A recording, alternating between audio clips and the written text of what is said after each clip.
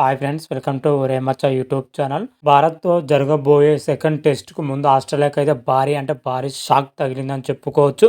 ఆ జట్టు star pacer మాత్రం అయితే సెకండ్ టెస్ట్ నుంచి అవుట్ అవ్వడం జరిగింది.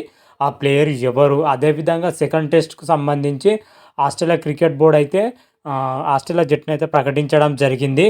అదేవిధంగా సెకండ్ టెస్ట్లో వచ్చేసరికి ఆస్ట్రేలియా ప్లేయింగ్ 11 ఎలా ఉంటుంది, ఏ విధంగా ఉంటుంది అనేది అయితే క్లియర్ కట్గా అయితే తెలుసుకునే ముందు మా ఛానల్ అయితే సబ్స్క్రైబ్ చేసుకోండి. పక్కన ఉన్న బెల్ ఐకాన్ మాత్రం అయితే క్లిక్ చేసి పెట్టుకోండి. ఫర్దర్గా మేము వీడియో అప్లోడ్ చేసినప్పుడు మీకు నోటిఫికేషన్ వస్తుంది. ప్రజెంట్ ఆస్ట్రేలియా వచ్చేసరికి ఇండియాతోనే 5 మ్యాచ్ల టెస్ట్ సిరీస్ అయితే ఆడుతుంది. బోర్డర్ గవస్కర్ ట్రోఫీలో వచ్చేసరికి ఇప్పటికే తొలి టెస్ట్ అయితే వ్యక్తి వేదిక అయితే జరిగిందని చెప్పుకోవచ్చు. తొలి టెస్ట్లో ఆస్ట్రేలియా మాత్రం అయితే ఘోరంగా టీమిండియా చేతులు అయితే ఓడిపోవడం జరిగింది. 295 పరుగుల తేడాతోనే ఓటమి పాలైతే అవ్వడం జరిగింది. దీంతోనే 1-0తోనే టీమిండియా మాత్రం అయితే లీడ్లోనైతే దూసుకొని పోతుందని చెప్పుకోవచ్చు బోర్డర్ గవస్కర్ ట్రోఫీలో. అదేవిధంగా సెకండ్ టెస్ట్ వచ్చేసరికి అడిలైడ్ వేదికగా డే అండ్ నైట్ టెస్ట్ అయితే జరగనుంది. అయితే రెండో టెస్టు ప్రారంభానికి ముందు మాత్రమైతే ఆస్ట్రేలియాకి అయితే భారీ షాక్ తగిలిందని చెప్పుకోవచ్చు. ఆ జట్టు స్టార్ పేసర్ అయిన అజిల్వుడ్ మాత్రం అయితే రెండో టెస్ట్కి అయితే దూరం కానున్నాడు. అజిల్వుడ్కి వచ్చేసరికి రీసెంట్గా అయితే గాయం అవడం జరిగింది. గాయం తీవ్రత ఎక్కువ ఉండడంతో అతన్ని అయితే 2 టెస్టుల పాటు అయితే దూరమయ్యే అవకాశం అయితే కనిపిస్తున్నాయి.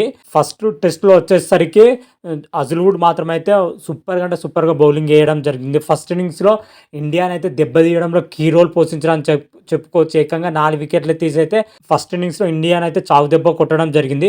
సెకండ్ ఇన్నింగ్స్లో అంతగా అయితే రాణించలేదని చెప్పుకోవచ్చు అజిల్వుడ్ మాత్రమైతే. అయితే ఫస్ట్ టెస్ట్ జరుగుతున్నప్పుడే అజిల్వుడ్కి అయితే గాయం అవడం జరిగింది. అయితే సెకండ్ టెస్ట్ దూరం అవుతున్నాడు. రీసెంట్గానే ఆసీస్ క్రికెట్ బోర్డు అయితే ప్రకటించడం జరిగింది.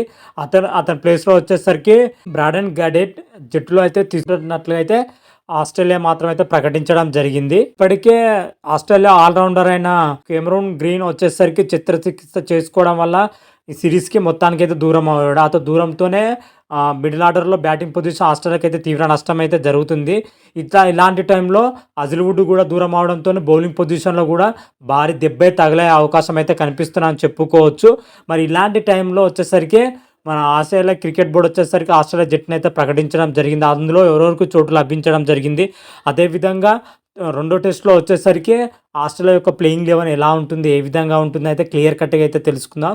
ముందుగా అయితే రెండో టెస్టుకు సంబంధించి ఆస్ట్రేలియా జట్టు ఏ విధంగా ఉంది ఒకసారి చూసుకుంటే ప్యాట్ కమిన్స్ కెప్టెన్, స్కాట్ బొలాండా, Alex Carey, Josh Hazlewood, Travis Head, Josh Inglis, Khawaja, Marnus Labuschagne, Nathan Lyon, Mitchell Marsh, Nathan మెక్సికన్, స్టీవ్ మిచెల్ స్టార్క్, పుయా వెబ్స్టార్తో కూడిన 15 మందితో కూడిన అయితే జట్టును అయితే ప్రకటించిందని కూడా చెప్పుకోవచ్చు.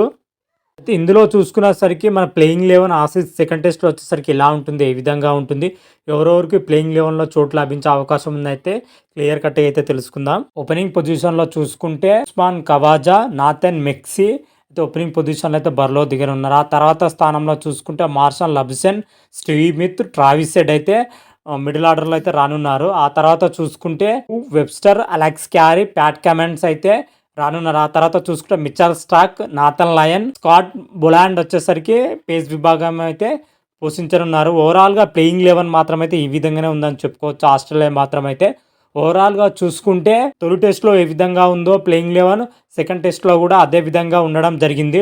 ఒక జోస్ అజిల్వుడ్ అయితే గాయం కారణంగా దూరం అవడంతో అతని ప్లేస్లో వచ్చేసరికి స్కాటన్ బొలాండ్ అయితే తీసుకోవడం జరిగిందని కూడా చెప్పుకోవచ్చు.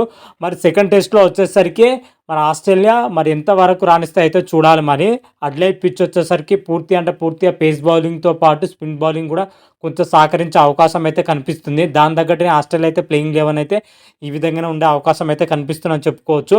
మరి సెకండ్ టెస్ట్లో గెలిచి సిరీస్ను సమానం చేసే అవకాశం ఉందా, లేదా మరోసారి టీమిండియా గెలిచి 2-0తోనైతే లీడ్లోకి దూసుకెళ్తుంది అనేది అయితే వెయిట్ చేయాల్సిందే. సెకండ్ టెస్ట్ వచ్చేసరికి అడిలైడ్ వేదికగా December 6th నుంచి అయితే ప్రారంభం అవుతుంది. ఈ సెకండ్ టెస్ట్ వచ్చేసరికి డే అండ్ నైట్ టెస్ట్. ఇలా అదేవిధంగా ఇండియా వచ్చేసరికి తొలి టెస్ట్ వచ్చేసరికి రెడ్ బాల్ టెస్ట్ ఆడడం జరిగింది. సెకండ్ టెస్ట్ వచ్చేసరికి పింక్ బాల్ టెస్ట్ ఆడనున్నారు. ఇప్పటివరకు రెడ్ బాల్, ఇప్పుడైతే పింక్ బాల్తోనైతే ఆడనున్నారు సెకండ్ టెస్ట్లో వచ్చేసరికి. మరి పింక్ బాల్ టెస్ట్లో వచ్చేసరికి మరి టీమిండియా విజయం సాధిస్తుందా, లేకపోతే ఆస్ట్రేలియా విజయం సాధిస్తుందా అనేది అయితే ఆ రోజు డే బై డే వీడియోలు అయితే అప్పటి నుంచి అయితే మనకి క్లియర్ కట్గా అయితే ఎక్స్ప్లెయిన్ చేసి అయితే వీడియోలు అయితే అప్లోడ్ చేస్తాను. అంతవరకు మీకు ఈ వీడియో కానీ నచ్చినట్టయితే లైక్ చేయండి, షేర్ చేయండి. మరిన్ని వీడియోల కోసం అయితే మా ఛానల్ అయితే సబ్స్క్రైబ్ చేసుకోండి. పక్కన ఉన్న బెల్ ఐకాన్ మాత్రం అయితే క్లిక్ చేసి పెట్టుకోండి. ఫర్దర్గా మీ వీడియోలు అప్లోడ్ చేసినా మీకు నోటిఫికేషన్ వస్తుంది. హర హర మహాదేవ్, శంభో శంకర. Thank you.